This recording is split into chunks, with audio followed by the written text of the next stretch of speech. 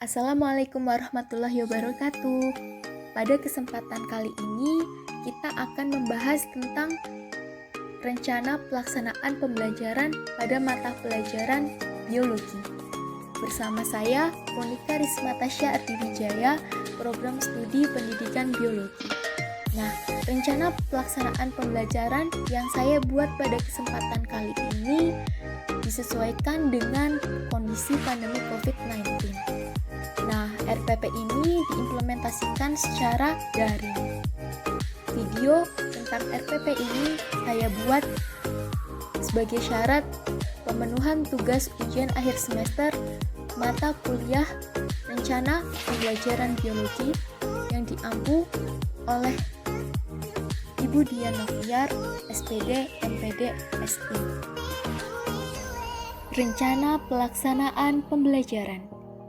Rencana pelaksanaan pembelajaran adalah rencana pelaksanaan yang menggambarkan prosedur dan manajemen pembelajaran untuk mencapai suatu atau lebih kompetensi dasar yang ditetapkan dalam standar isi dan dijabarkan dari silabus. Komponen dari rencana pembelajaran diantaranya adalah identitas mata pelajaran, kompetensi inti, kompetensi dasar, indikator, tujuan pembelajaran, materi pembelajaran, pendekatan, model dan metode pembelajaran, media, alat bahan dan sumber belajar, langkah-langkah kegiatan pembelajaran, dan penilaian atau evaluasi hasil pembelajaran. Nah, bagaimanakah cara menyusun rencana pelaksanaan pembelajaran biologi kurikulum 2013? Nah, pada kesempatan kali ini saya akan membahas rancangan pelaksanaan pembelajaran biologi di masa pandemi COVID-19. Nah, yang pertama adalah dengan mencantumkan identitas. Nah, identitas tersebut berisi sekolah, mata pelajaran, materi pokok, kelas atau semester, alokasi waktu, dan pertemuan. Nah, seperti dalam RPP yang telah saya buat, sekolahnya yaitu SMA Negeri 1 Majowijaya, mata pelajaran biologi, materi pokok pertumbuhan dan perkembangan, kelas semester kelas 12 semester 2, alokasi waktu yaitu 2 kali 45 menit, dan ini merupakan pertemuan yang pertama. Nah, selanjutnya adalah dengan mencantumkan kompetensi inti. Kompetensi inti merupakan standar kompetensi yang telah ditetapkan oleh pemerintah. Jadi, kompetensi ini sudah mempunyai format dari pemerintah langsung. Nah, kompetensi inti ini terdapat 4 poin, yaitu KI 1, KI 2, KI 3, dan KI 4. KI 1 dan KI 2 berhubungan dengan religiositas dan juga aspek afektif pada diri individu peserta didik tersebut. Nah, kemudian KI 3 dan KI 4 itu berkaitan dengan aspek kognitif dan juga aspek psikomotorik. Nah, setelah kita mencantumkan kompetensi inti, kemudian kita mencantumkan kompetensi dasar. Nah, pada kompetensi dasar yang saya buat di RPP kali ini, saya menentukan 2 kompetensi dasar, yaitu saya ambil dari kompetensi dasar 3.1 dan kompetensi dasar 4.1. Kompetensi dasar 3.1 mendeskripsikan proses pertumbuhan dan perkembangan makhluk hidup serta faktor-faktor yang mempengaruhinya dan menentukan topik penelitiannya. Kemudian kompetensi dasar 4.1 yaitu merancang desain penelitian pengaruh luar terhadap pertumbuhan tanaman melalui diskusi kelompok dan mempresentasikan hasil diskusi kelompok. Nah, pada RPP yang saya buat ini berkaitan dengan pandemi COVID-19, ini melalui diskusi kelompok diubah menjadi tetap ada diskusi kelompok, namun itu sebagai perantara untuk memahamkan atau sharing siswa satu sama lain. Nah, penelitiannya itu tidak dilakukan secara kelompok, namun secara individu, masing-masing siswa di rumah. Karena kondisi COVID ini yang mengharuskan siswa belajar secara daring. Langkah selanjutnya adalah menentukan indikator. Pada RPP yang saya buat kali ini, saya menentukan 5 indikator, yaitu yang pertama adalah menjelaskan pengertian dari pertumbuhan dan perkembangan pada makhluk hidup. Yang kedua, mengidentifikasi faktor-faktor yang mempengaruhi pertumbuhan dan perkembangan pada tumbuhan. Yang ketiga, siswa mampu melakukan penelitian pengaruh luar terhadap pertumbuhan tanaman secara mandiri.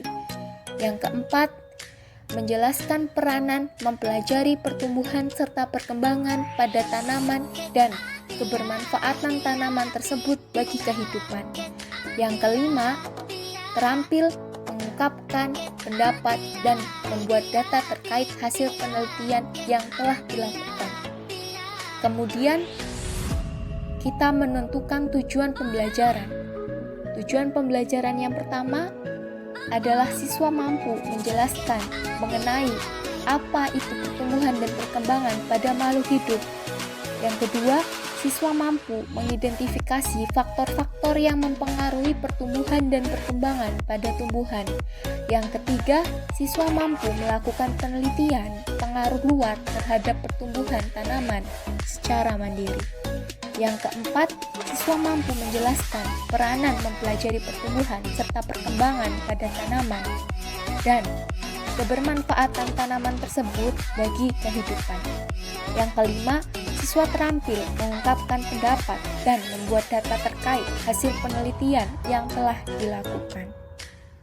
Langkah selanjutnya adalah berkaitan tentang materi pembelajaran. Pada RPP yang saya buat kali ini membahas tentang pertumbuhan dan perkembangan, di mana pertumbuhan dan perkembangan adalah hal yang tidak luput dilakukan oleh makhluk hidup. Pertumbuhan dan perkembangan merupakan dua hal yang saling berkaitan dalam penunjang kehidupan makhluk hidup, namun memiliki perbedaan antar keduanya. Pertumbuhan adalah proses pertambahan ukuran, baik volume, massa, jumlah dari sel. Sedangkan perkembangan adalah proses menuju kedewasaan. Pertumbuhan bersifat kuantitatif dan irreversibel atau tidak dapat kembali, sedangkan perkembangan bersifat kualitatif dan reversibel atau dapat kembali. Pertumbuhan dapat dibedakan menjadi dua jenis, yaitu pertumbuhan primer dan pertumbuhan sekunder. Pertumbuhan dan perkembangan dipengaruhi oleh beberapa faktor, baik faktor internal, yaitu hereditas dan hormon, maupun faktor eksternal terkait intensitas cahaya, suhu, kelembapan, air, mineral. Selanjutnya adalah penentuan pendekatan, model, dan metode pembelajaran. Model yang saya ambil adalah model pembelajaran discovery learning, yaitu dengan tujuan adanya penelitian tentang pertumbuhan dan perkembangan yang mana siswa nanti akan menemukan hal baru yang merupakan hasil dari penelitian yang telah dilakukan. Kemudian, pendekatannya adalah scientific approach, pendekatan secara saintifik.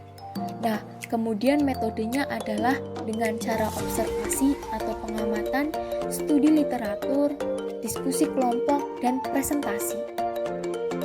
Kemudian media atau alat bahan dan sumber belajar, yaitu medianya berupa worksheet atau lembar kerja siswa, lembar penelitian, alat bahannya berupa alat tulis, laptop atau komputer atau smartphone, dan juga platform Zoom.